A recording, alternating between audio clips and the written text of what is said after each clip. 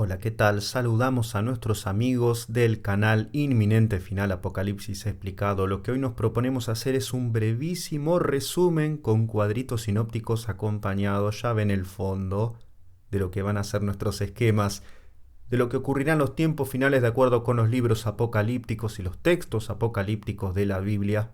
Ya sabemos que no solamente el Apocalipsis es apocalíptico, sino que está también el libro de Daniel y los pasajes de los evangelios sinópticos, Mateo, Marcos y Lucas, que también hablan de este tema, ¿no? De cómo van a terminar los tiempos, cómo se va a cerrar la etapa en la que vivimos los cristianos actualmente, el tiempo de la gracia, el tiempo de la misericordia, un tiempo que está empezando a dar señales cada vez más inequívocas de que se está por agotar y se está por cerrar esta etapa que nosotros vivimos.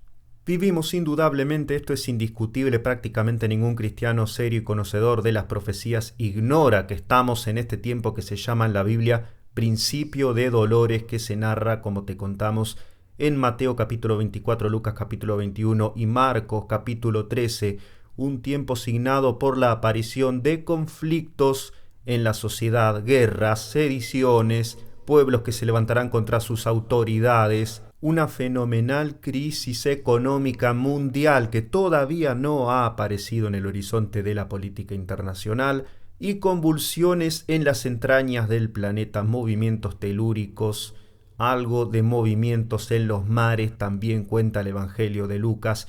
¿Qué va a suceder? Un panorama que se parece mucho, pero no absolutamente idéntico, digamos, no es absolutamente idéntico a lo que nos muestra el tiempo presente. Guerras, decía Jesucristo, las hubo en todos tiempos, pero el tiempo final va a haber guerras en todas partes del mundo. Gente que se levanta contra sus autoridades, siempre lo hubo, pero en los tiempos finales esto va a arreciar. Va a haber un panorama general de rebelión. No nos olvidemos que el espíritu de rebelión, el espíritu de protesta contra las autoridades, es el fundamento del reinado del anticristo. Y algo de eso ya se está preparando en nuestro tiempo. Vemos todas las instituciones minadas por el espíritu rebelde, por el espíritu sedicioso, algo que ha llegado a tener en el siglo XX un buen nombre, en especial para los jóvenes. Cuando se trata de venderles hasta zapatillas, se habla de la rebelión, de la rebeldía juvenil. Hambrunas, como decimos, es algo que todavía no vemos en la magnitud que la Biblia narra que va a suceder antes de los tiempos finales. Estamos en un cierto tiempo de recomposición en cuanto al estado económico de la humanidad. De los terremotos no tenemos que decir nada porque todos saben las cosas tan terribles que han venido sucediendo desde el año 2004, hechos que han conmocionado a la opinión pública y que han llevado a los más ateos, a los más refractarios al discurso cristiano a decir algo está ocurriendo acá, quizás se acerque el fin de los tiempos. Y llegamos a lo que me parece la clave de estos textos apocalípticos de los evangelios, que son lo que yo llamo las señales morales, ¿no? El aumento de la inmoralidad, el rechazo al mensaje de Dios, el rechazo creciente a la verdad, cada vez más y mejor conocida por la gente. La gente va a saber exactamente quién es Dios, quién es Jesús, qué hizo en nuestras vidas, pero van a optar por otra cosa. Junto con la perversidad, la crisis de la familia, aumentarán las prédicas religiosas acomodadas a los deseos progresivamente corruptos de la gente común de la calle. Va a haber un aumento en la oferta religiosa, digamos, alternativa a la que ofrece Jesucristo. En medio de un clima de creciente hostilidad hacia Jesús y hacia su mensaje, los cristianos mismos vamos a ser perseguidos en distintas partes del mundo. Otra señal que, quiero remarcarlo, para mi gusto todavía no se ha cumplido. En medio de todo ese panorama crítico, difícil, complejo que vamos a vivir los cristianos, sucederá el rapto de la iglesia, un evento del que Jesús se niega a dar precisiones acerca de cuándo ocurrirá. Sí dice, presten atención a las señales que van a rodear a esto porque las señales van a ser claras, pero no el momento. Ni yo sé el momento en el que voy a regresar, ni los ángeles del cielo, ni el Hijo saben el momento del regreso. Solo el Padre que está en los cielos. El rapto es el pistoletazo inicial de los años finales que narra, en especial el corpus narrativo, digámoslo así, del Apocalipsis, ¿no? Son 7 años que van a ocurrir, que van a empezar precisamente con el momento del traslado en cuerpo y alma de los creyentes actuales a la presencia misma de Dios. ¿Cómo sabemos lo de los 7 años? Porque será el tiempo durante el cual el anticristo va a pactar con muchos, en especial con Israel, Ese pacto va a durar una semana de años, así llamaban los judíos a un periodo de 7 años. No medían los años en décadas o en lustros como nosotros, sino que lo medían en semanas de años. Y una semana de años es lo que va a durar su pacto de paz y de seguridad con sus enemigos, ¿no? Hoy en día pensamos los palestinos o los árabes. No lo dice la Biblia, dice que el anticristo va a ser un pacto de paz y un acuerdo entre varias naciones e Israel. Esto se encuentra en el libro del profeta Daniel, capítulo 9, versículos 24 y siguientes. Ese pacto traerá una situación muy creíble para la gente común que se va a quedar en el rapto, que no van a creer en Jesús, de paz y seguridad. Dice que este va a ser probablemente el lema de campaña del anticristo, que en este momento se va a mostrar como un rey de la armonía. Y si pacifica Medio Oriente, es muy fácil imaginarse el entusiasmo que va a despertar en las masas de gente que se van a aferrar a cualquier esperanza en medio, no nos olvidemos, de un panorama previo signado por los conflictos, las rebeliones, la escasez y toda clase de eventos inquietantes en la naturaleza. Este es el tiempo menos conocido de la profecía, es el tiempo en el que van a profetizar los dos testigos del capítulo 11 de Apocalipsis, este tiempo transitorio de paz y seguridad que se va a extender durante la primera parte de los 7 años. En este tiempo precisamente se va a reconstruir el templo de Jerusalén, quizá auspiciado, sostenido, financiado incluso por el propio anticristo. No creo que los judíos necesiten financiación, pero lo que sí va a generar el anticristo es las condiciones políticas para que esto pueda hacerse. Estos dos testigos van a ser estos dos profetas que se van a levantar en Israel, que van a ser judíos y que van a tener los poderes para profetizar como Moisés y Elías y para hacer milagros y prodigios sobrenaturales. Ellos van a ser el único factor de perturbación para las conciencias que imaginémonos, ¿no? Después del rapto de la iglesia, después del traslado de centenares de miles de personas a la presencia de Dios, imagínense cómo va a quedar predispuesta la opinión pública mundial para toda clase de discursos espiritualistas. La nueva era se va a hacer su gran cosecha, su agosto se va a hacer durante los primeros 3 años y medio después del rapto. La segunda parte de los 7 años de la semana de años será la parte de las guerras, de los conflictos. Lo primero que va a ocurrir va a ser la ruptura del pacto de paz y seguridad en Oriente Medio. Porque el anticristo va a dejar de ser el rey de la armonía, de la concordia, y se va a transformar en la bestia. Es el tiempo en el que va a haber un intento de asesinato contra el anticristo, y este va a resucitar de modo sobrenatural.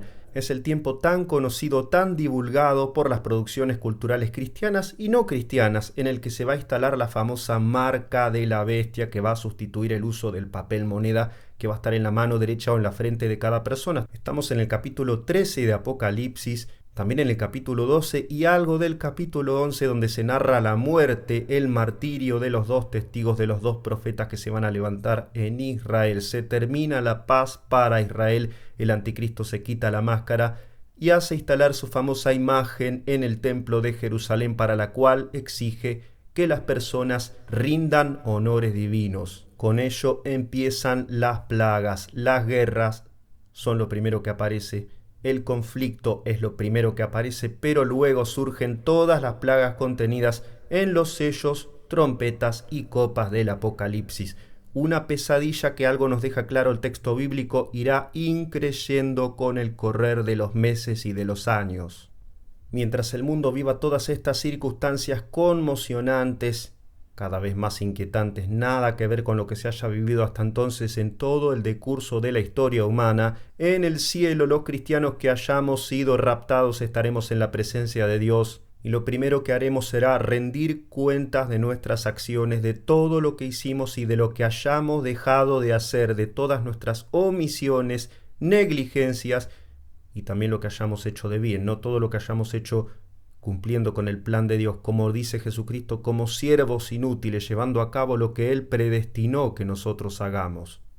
Así que seremos premiados y castigados por lo que hayamos hecho o dejado de hacer ante la presencia de Jesucristo. Es el juicio del tribunal de Cristo, atención, es Jesús el que nos juzga a nosotros, y ninguno de los que afronten ese juicio será condenado, sino que los salvos, los que fueren tenidos por dignos de ser salvos, seremos los que afrontaremos este juicio del tribunal de Cristo. A continuación será la fusión espiritual entre nosotros y Jesucristo, las bodas del Cordero, este acontecimiento tan solemne que narran las Escrituras bíblicas. En el capítulo 19 de Apocalipsis se narra algo de esto, pero este proceso tendrá lugar en el cielo al mismo tiempo que en la tierra se desenvolverán acontecimientos como la caída de los ángeles que tendrá lugar en el mismo momento del rapto. Así que hay que imaginarse, ¿no?, cómo va a ser el panorama espiritual del mundo sin la gracia de Dios, sin los cristianos en esta tierra predicando la verdad. ¿Cómo va a estar el mundo a merced de qué influencias espirituales van a quedar los incrédulos? Lo dice claramente las Escrituras, ¿no? Aquellos que hayan rechazado la verdad, Dios enviará un poder engañoso sobre ellos para que acepten la mentira. Por haberse negado a aceptar la verdad, Dios los va a forzar a que acepten la mentira. Todo esto los que hayan sido evangelizados, no los que no hayan sido evangelizados. Es el tiempo del dominio de la gran ramera, de la gran mega religión mundial que tendrá epicentro en la ciudad de las 7 colinas, como dice claramente el texto bíblico, capítulos 17 y 18 de Apocalipsis. Una mega religión mundial llena de oro, de riquezas, que tendrá convivencia impura con los reyes de este mundo. Así como los cristianos nos vamos a unir espiritualmente a Jesucristo, en este mundo la ramera tendrá cohabitación, tendrá fornicación, así dice explícitamente el texto bíblico, con los reyes del mundo y en especial con esos 10 reyes que van a ceder su poder al anticristo, los reyes que formarán el imperio de la bestia. Finalmente surge el imperio de la bestia y estos 10 reyes, de acuerdo con el anticristo, deciden destruir y despojar a la gran ramera, destruir todas sus riquezas, repartirse todas sus riquezas y prender fuego esa sede que quedará en la ciudad de las 7 colinas, según anticipaba en el año 90 y tantos el texto bíblico del Apocalipsis. Resumiendo el tema temporal, serán 3 años y medio de paz y seguridad, son los menos conocidos, los menos visitados, digamos mentalmente, por los cristianos, y habrá 3 años y medio de destrucciones, plaga, pestes, guerras y todos los juicios que se derramarán sobre la humanidad incrédula y cada vez más malvada. En la Biblia no siempre vas a encontrar que diga literalmente 3 años y medio, sino que muchas veces vas a encontrar que dice 1260 días, 42 meses o también tiempo, tiempos y medio tiempo.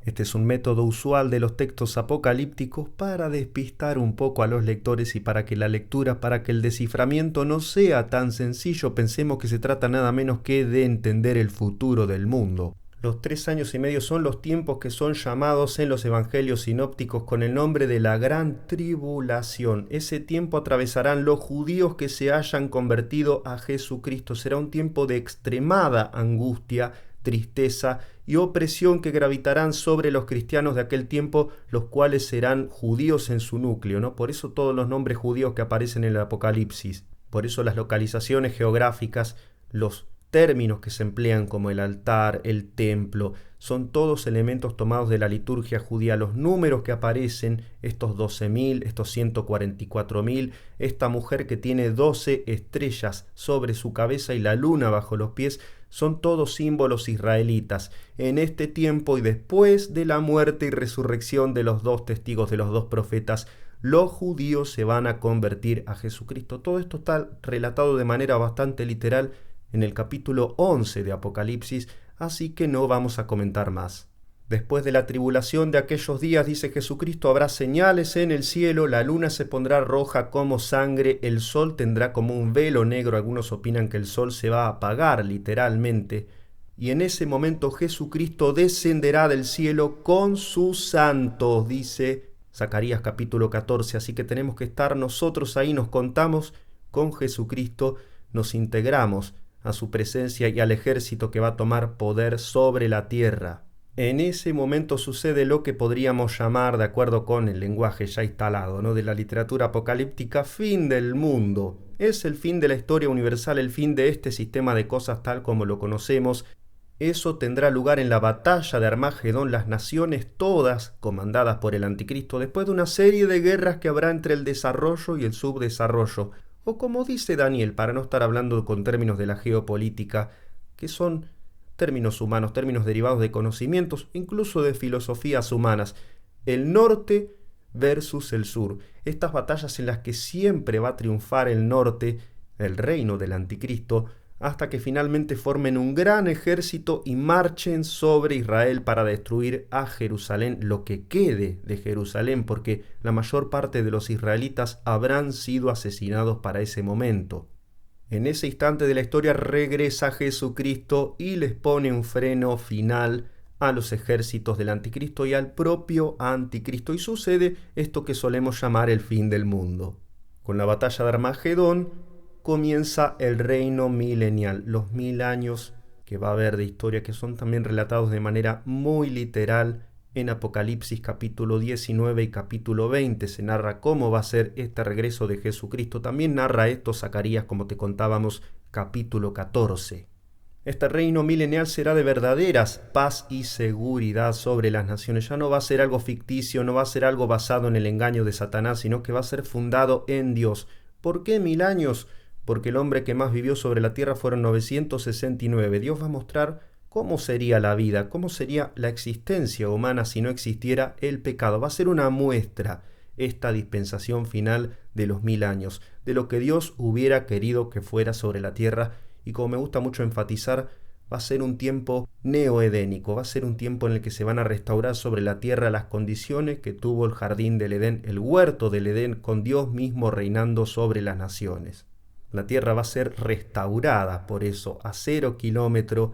Este va a ser el estado verdadero que Dios hubiera querido que existiera. Va a ser restaurado Israel. Se van a cumplir todas las promesas hechas en el Viejo Testamento a la nación judía, las promesas hechas en el tiempo de Moisés y las promesas confirmadas en cuanto al reinado del descendiente de David, que va a estar sobre la tierra, con sus pies sobre la tierra y en su forma humana glorificada. Es cierto, Jesucristo va a estar reinando sobre las naciones.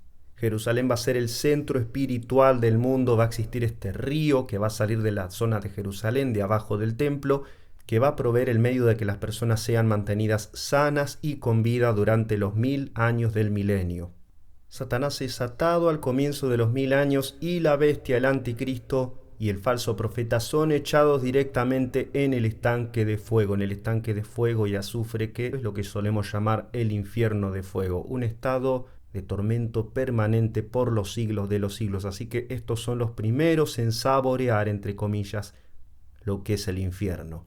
A los 1000 años, Satanás vuelve a ser liberado para probar a las naciones. Multitudes enormes de personas habrán nacido durante estos 1000 años de fertilidad, de sanidad y de perfección permanente sobre la tierra. Así que todos ellos también deberán ser sujetos a la circunstancia de tener que elegir. Esto ilustra muy bien cómo es Dios ahora que está tan de moda toda esta charlatanería neocalvinista acerca de la predestinación para el infierno y para el cielo, una doctrina bastante difícil de sostener en algunos puntos, sobre todo cuando uno la contrasta con Juan 3:16. Dios siempre quiere que tengamos la oportunidad de elegir por el bien y por el mal, por la vida y por la muerte. Por eso Dios siempre pone entre condiciones a los seres humanos y los habitantes del milenio no van a ser la excepción. Tendrán que elegir entre Dios o Satanás. Tendrá lugar una gran rebelión encabezada por un rey que se llamará Gog, su muchedumbre se llamará Magog,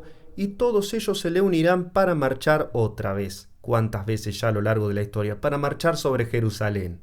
En Jerusalén, recordemos, estará reinando Jesucristo con sus santos en lo que la Biblia llama en Apocalipsis el santo campamento. Parece que van a ser carpas, ¿no?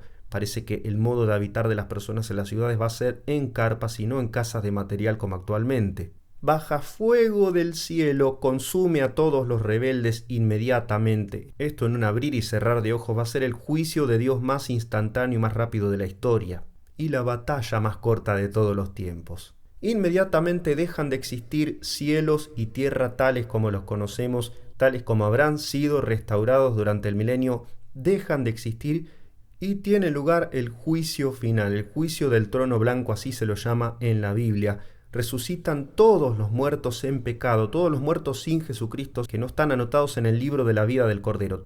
Todos aquellos que hayan estado anotados en el libro de la vida del Cordero resucitan, si es que hubieran muerto durante la tribulación, al final de los 7 años de Apocalipsis. al comenzar el milenio. Pero todos los que hayan muerto sin Jesucristo, por ejemplo, los muertos de Armagedón, los muertos en nuestra época actual sin haber recibido la gracia de Dios, los muertos antes de Jesucristo también, todos ellos resucitan y comparecen ante el trono de Dios. Se abren los libros, se manifiestan las acciones e intenciones de cada uno, y aquellos cuyos nombres no estén anotados en el libro de la vida serán arrojados en el estanque de fuego y azufre donde ya estaban la bestia y el falso profeta. Quien resta ser arrojado en ese mismo lugar es Satanás, el tentador de las naciones, que también recibe su parte por los siglos de los siglos, por toda la eternidad, siendo atormentados delante de Dios. El último enemigo en ser destruido finalmente y arrojado en el infierno es, como está escrito, la muerte. La muerte no es una personificación en los textos bíblicos, sino que es un ángel satánico que está encargado de administrar, por decirlo de alguna manera, la muerte de las personas y de todas las criaturas que pueblan la tierra. Y por último, la nueva Jerusalén desciende sobre la tierra totalmente renovada. Estos serán nuevos cielos y nueva tierra. Por eso a mí me gustaría más decir fin del mundo a lo que sucederá después de los 1000 años y después del Apocalipsis. No a lo que ocurre al final de lo que cuenta el Apocalipsis, los 7 años, sino los 7 años más los 1000 años. Recién ahí yo hablaría del fin del mundo, antes del juicio del trono blanco que estamos narrando ahora. Y con el descenso de la nueva Jerusalén sobre la tierra, una ciudad de dimensiones absolutamente incomparables a lo que hoy mismo podría tolerar, hasta por cuestiones físicas, geofísicas. El planeta Tierra no podría albergar una ciudad que midiera 2200 kilómetros de alto, con muros de 2200 kilómetros de alto. Así que es muy probable que haya que imaginarse una Tierra con otras condiciones geofísicas que no tengan nada que ver con las actuales. Entonces comienza lo que llamamos el estado eterno. Se terminan las dispensaciones, se terminan las eras sucesivas determinadas por Dios para que los hombres se acerquen a Él, a pesar de que Dios ofrecerá condiciones progresivamente más favorables al hombre para que pueda desenvolverse dentro de su asistencia y de su compañía. El último estado, la última dispensación, la milenial, será con Jesucristo reinando sobre la tierra, así que ni aun con el Rey de Justicia entre nosotros, aun con Satanás atado, aun con todo el conocimiento de la verdad que habrá sobre la tierra durante los 1000 años, aprenderá la humanidad a sujetarse voluntariamente a Dios.